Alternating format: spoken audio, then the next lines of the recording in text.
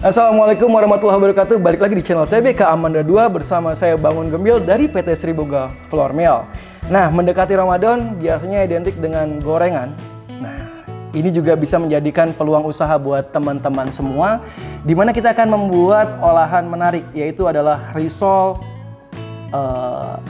apa ya kalau dibilang, karena ini ada lumernya dia atau melt juga, dan bahan dasarnya itu dari keju. Kita sebutnya adalah risol lumer keju. Nah, jadi risol ini nanti bisa teman-teman buat untuk frozen food, jadi bisa dijual dalam keadaan beku dan juga bisa dijual secara langsung. Jadi melt banget, tanpa mozzarella pun dia sudah melt. Gimana cara membuatnya? Kita lanjut aja ke proses pembuatan. Di sini akan kita buat yang pertama. Yang pertama akan kita buat kulit risolnya terlebih dahulu.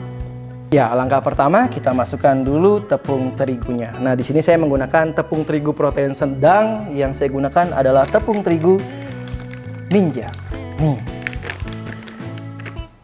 Nah, di sini saya menggunakan hanya 250 gram saja.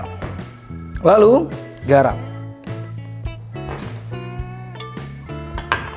Setelah itu kita aduk dulu. Usahakan gunakan garam halus agar mudah larut. Setelah itu saya tambahkan telur. Nah, telurnya di sini tidak kuningnya aja atau tidak putihnya, melainkan utuh.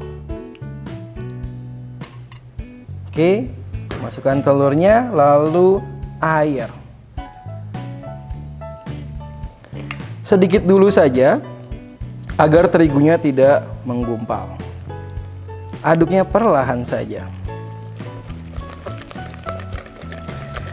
Karakter kulit yang kita buat karena isiannya itu adalah isian yang melt atau lumer. Jadi kulitnya juga harus lembut. Jadi bukan yang tipe crispy ataupun liat. Makanya saya menggunakan tepung terigu protein sedang agar kulit yang dihasilkan cenderung lebih lembut atau mudah putus saat digigit, tapi tidak mudah robek. Kalau dirasa telurnya terlalu banyak ya, misalnya ini kan menggunakan 2 butir telur untuk seperempat terigu. Kalau dirasa terlalu banyak telurnya, bisa teman-teman kurangi di 1 butir atau bisa tidak menggunakan sama sekali. Akan tetapi perbedaannya cukup signifikan di kelenturan kulitnya. Nah, setelah sudah tidak ada yang menggumpal, baru tambahkan lagi sisa airnya atau sisa cairannya. Aduk rata saja. Oke.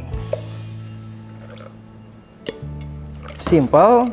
Setelah itu baru masukkan butter ataupun margarin ya. Yang di rumah adanya apa nih? Kalau mau harum ya bisa menggunakan butter. Kalau misalnya cukup margarin saja juga tidak apa-apa.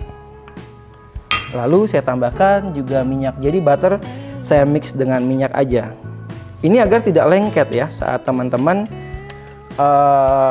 pan adonannya. Sesimpel ini saja. Ini adonannya sudah bagus ya. Cair, tidak ada gumpalan. Setelah itu adonan kita istirahatkan dahulu dan kita lanjutkan untuk membuat isinya terlebih dahulu. Oke, untuk tahap keduanya kita akan membuat isian keju lumernya, di mana kita akan menumis dulu bawang putih dan juga bawang bombaynya. Pertama-tama kita panaskan dulu media untuk menumisnya. Oke, apinya sedang saja. Masukkan margarin. Nah, kalau teman-teman mau lebih enak, bisa menggantinya dengan menggunakan butter. Oke, ini saya kurangi sedikit.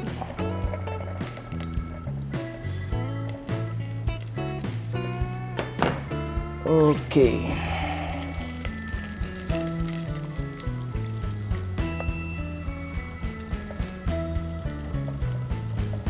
Nah, kalau menggunakan butter jelas aromanya akan jauh lebih nikmat, lebih harum.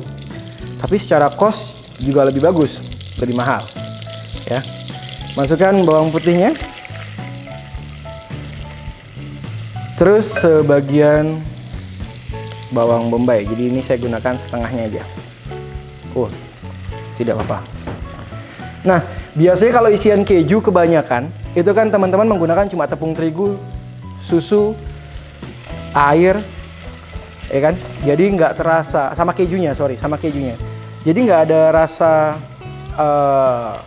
apa ya, aroma dari rempah itu nggak ada. Tapi di sini saya buat berbeda. Jadi biar rasanya nggak terlalu plain keju aja, cenderung kalau kita makan tuh kayak cuma gurih asin aja. Kalau ini enggak, kita akan campurkan ada bawang putih dan juga bawang bombay di sini untuk menambah aroma lebih baik.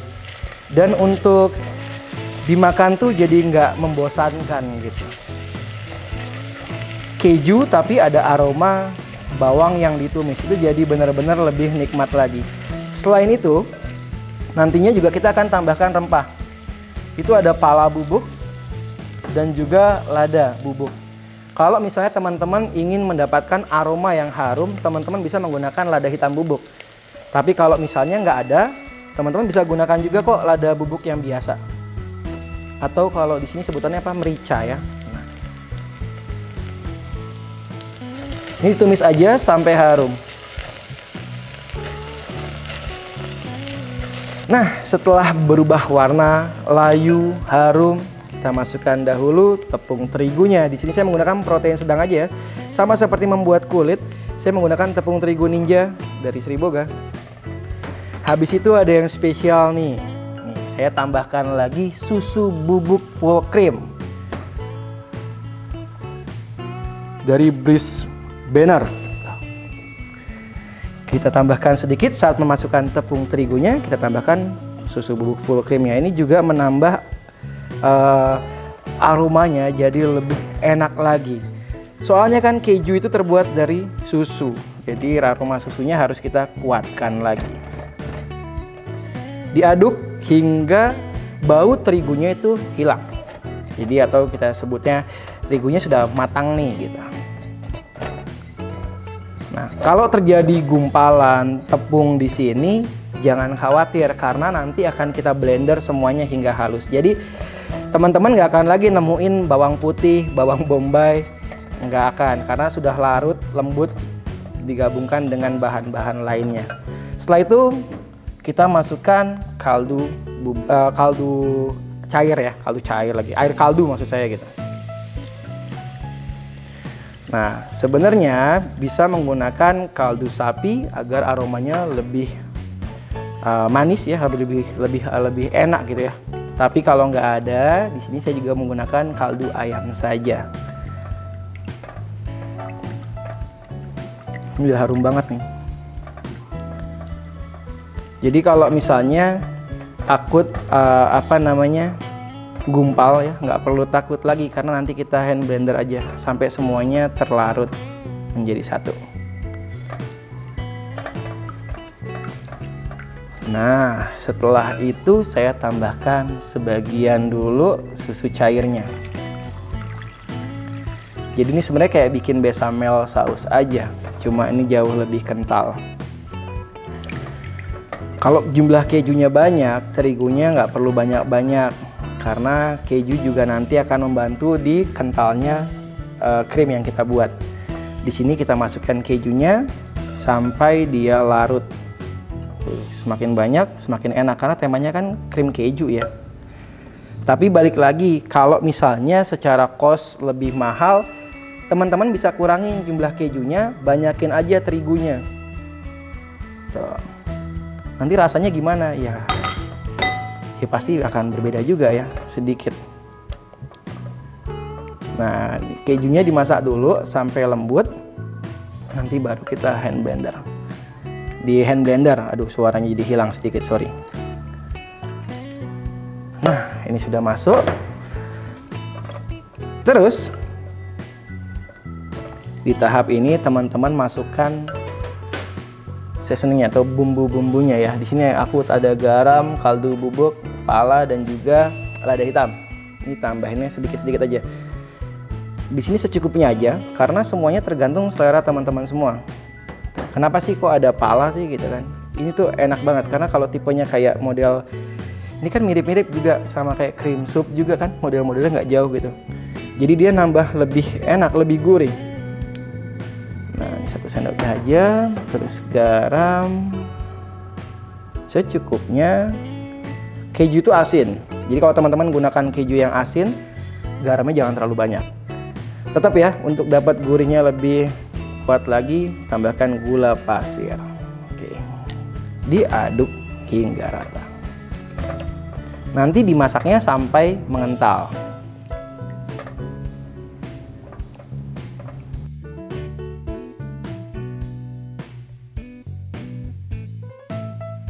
Nah, kalau udah kental ya, agak kental seperti ini nih, kita blender dulu. Tapi kalau teman-teman nggak ada alatnya atau nggak ada hand blendernya, itu bisa di blender biasa kok. Kalau misalnya nggak juga, bisa disaring. Jadi menggunakan saringan sampai dia lembut di saring, yang di bagian halusnya yang diambil. Ini bisa sambil dimasak atau juga bisa dimatikan. Di sini saya matikan dulu aja, biar bawahnya tidak kosong. Oke, kita dekatkan kabelnya. Nah, di sini deh. Jadi kalau lembut, kita nggak akan pernah gigit apa ya? Nanti ada yang dapat bawangnya, ada yang dapat bombaynya, bawang putihnya. Kalau dapat bombay mungkin masih enak ya, agak manis-manis gimana gitu. Tapi kalau dapat bawang putihnya kan mungkin agak gimana gitu. Ini praktis, panas-panas pun bisa diproses. Harus searah nggak perlu ya, karena ini cuma menghaluskan saja.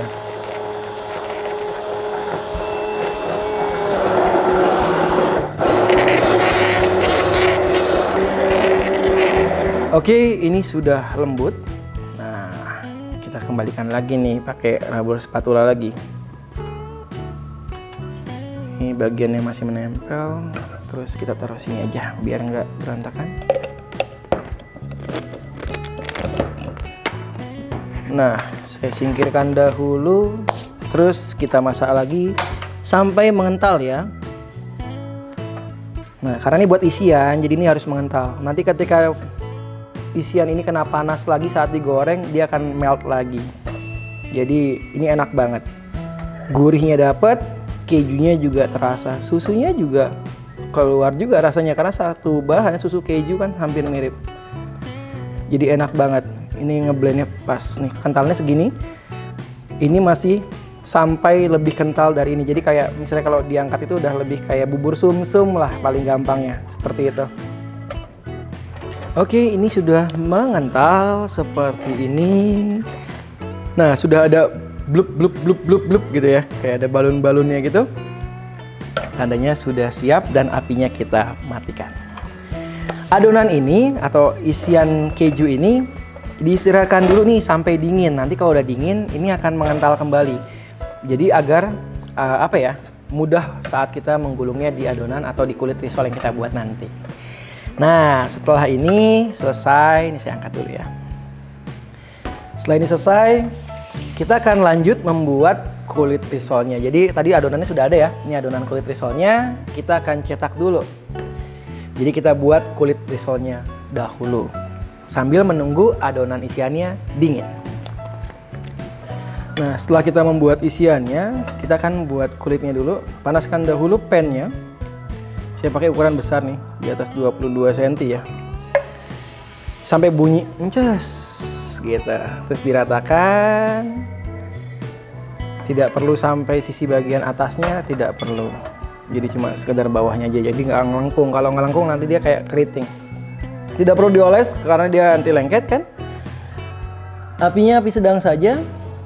Lihat bagian pinggirnya. Kalau bagian pinggirnya sudah mulai terpisah, tandanya sudah bisa diangkat.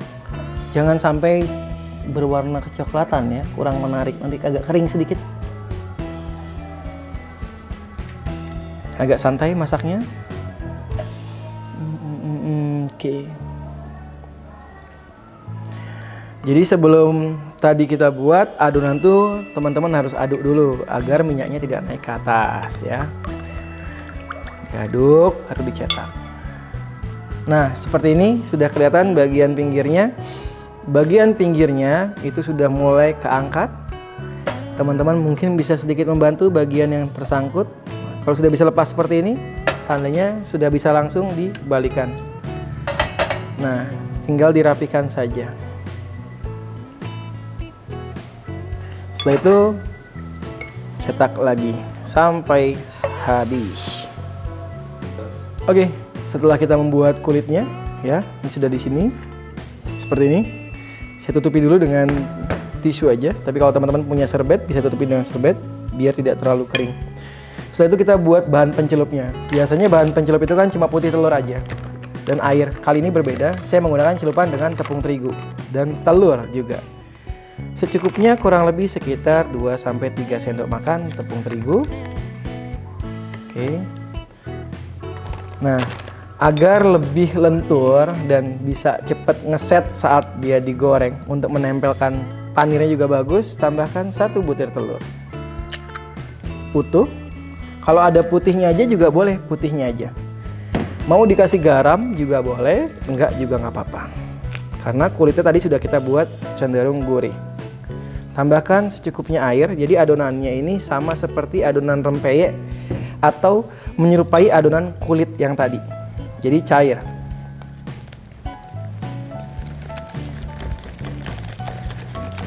Satu butir telur bisa sampai 5 sendok makan terigu juga nggak apa-apa ya. Itu cuma buat pelengkap aja biar lebih lentur dan nutupnya yang adonan bolong itu lebih bagus. Jadi risolnya tidak mudah pecah. Tapi menggoreng risol pun juga harus hati-hati, jangan terlalu lama. Apalagi yang isiannya lumer seperti ini, itu akan mudah sekali pecah. Nah, ini sedikit lagi, tambahkan lagi airnya. Ya, jadinya seperti ini. Tuh. Jadi dia kayak adonan rempeyek lah. Tidak bisa seperti adonan ya, jadi kayak cair banget. Cuma buat pencelup aja. Ini sudah, kulit sudah, isian juga sudah. Kita lanjut ke proses selanjutnya adalah mengisi kulit dengan filling, lalu kita panir dan siap untuk digoreng. Oke, ini kulitnya. Jadi kulitnya tuh lembut, lentur, terus kita isi dengan isian keju tadi. Nah, pada saat seperti ini sudah dingin, jadi dia agak padat ya, nih. Kayak pasta gitu. Setelah itu, nah isian ini disesuaikan aja dengan pan yang teman-teman gunakan. Kalau tadi kita gunakannya memang pannya agak besar ya. Jadi isiannya harus lebih banyak. Sesuai sama yang bikin, porsinya jumbo, jadi ini kita buat lebih gede. Kalau misalnya nggak mau pakai mozzarella juga nggak apa-apa. Nanti setelah matang pun krim keju ini sudah lumer. Cuma kalau mau ada sensasi rasa yang berbeda, ada meltnya lagi, terus ada yang mulurnya lagi, teman-teman bisa letakkan mozzarella sedikit aja di tengah-tengahnya. Setelah itu dilipat. Nah, ini biasanya ibu-ibu rumah tangga nih sudah lebih ahli nih untuk membuat risol. Kulitnya juga bisa disesuaikan dengan resep yang biasa dibuat, atau mau coba ini juga boleh. Ini enak sekali. Terus masukkan ke bahan pencelup yang tadi kita buat. Sekali celup aja ya. Jadi kalau risol yang ini, karena celupannya udah ada telurnya, udah ada tepung terigunya juga, kalau 2 kali nanti yang terjadi adalah keras. Terus masukkan ke dalam tepung panir. Jadi tangannya kalau bisa usahakan jangan sampai kena ya. Nah, dibalurnya secukupnya aja biar risolnya nggak terlalu keras. Tuh. 1 baluran dengan menggunakan celupan yang kita buat tadi itu jauh lebih cantik dibandingkan teman-teman menggunakan misalnya putih telur gitu. Ini lebih simple, merekatnya juga bagus, daya lekatnya bagus sekali. Kita lanjutkan lagi semuanya sampai habis. Ya, setelah dibalur semuanya jadinya seperti ini. Nah, ada juga yang bisa langsung kita bungkus dengan plastik untuk dijadikan frozen ya. Jadi nanti bisa teman-teman jual dalam bentuk beku, tapi bisa juga langsung digoreng. Nah, cuma kalau untuk melekatkan panirnya, kalau lebih bagus lagi di frozen dulu sebentar, baru digoreng. Itu jauh lebih baik. Tapi ini belum kita frozen ya, masih dari yang tadi, kita langsung goreng aja. Kita coba daya lekat celupan yang tadi. Biasanya rontoknya sedikit kalau pakai celupan yang bukan telur utuh ya, atau telur putih doang. Ini adonan tepung. Aku goreng, ini kayak agak dalam, bisa masuk 4 deh. Ya. Apinya agak besar, biar pemasakannya lebih cepat. Kalau bubble-nya masih banyak, didiamkan dulu aja. Kita tunggu sampai kecoklatan. Oke, ini kita angkat. Jadi gorengnya kalau dengan api yang besar, ini nggak perlu lama-lama. Ya. Nah, saya taruh di sini dulu ya, untuk kita tiriskan minyaknya. Nah, kenapa sih nggak boleh lama-lama ya? Soalnya kalau misalnya isian yang melt kayak gini ditambah dengan mozzarella, itu resiko pecahnya kan cepet banget. Cuma kalau kita ambil apinya besar, minyaknya cenderungnya banyak, itu akan jauh lebih aman lagi. Nih, kita matikan dulu sebentar ya. Nah, saya alasi dengan tisu, terus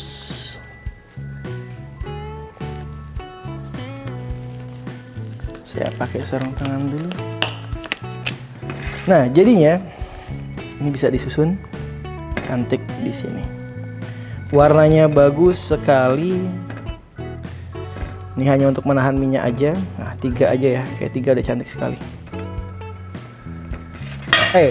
Jadinya kurang lebih seperti ini. Kayak apa? Montok banget gitu ya, gemuk, kino-kino.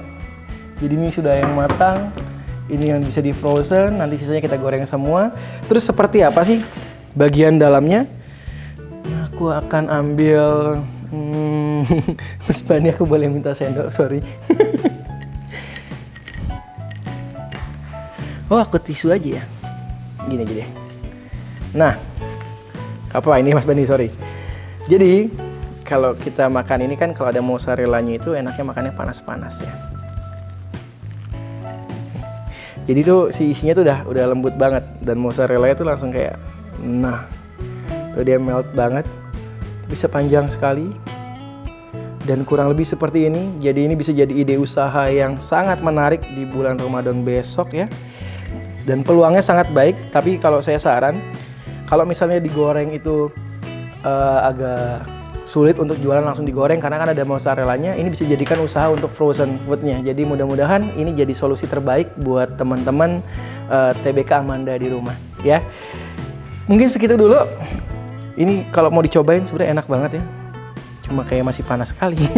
Jadi mungkin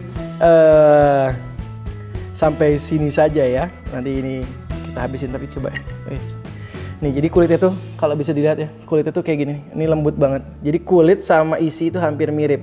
Dia nggak kenyal, nggak ulet gitu. Lembut, semuanya lembut. Luarnya jelas ini crispy banget. Bismillahirrahmanirrahim. Saya cobain tetap deh. Kulitnya garing, terus ketemu sama isi yang lumer. Ini udah pasti enak banget. Oke, jangan lupa like, comment, subscribe video TBK Amanda 2. Saya Bangun Gembil dari PT Sri Boga Flour Mill undur diri. Wassalamualaikum warahmatullahi wabarakatuh.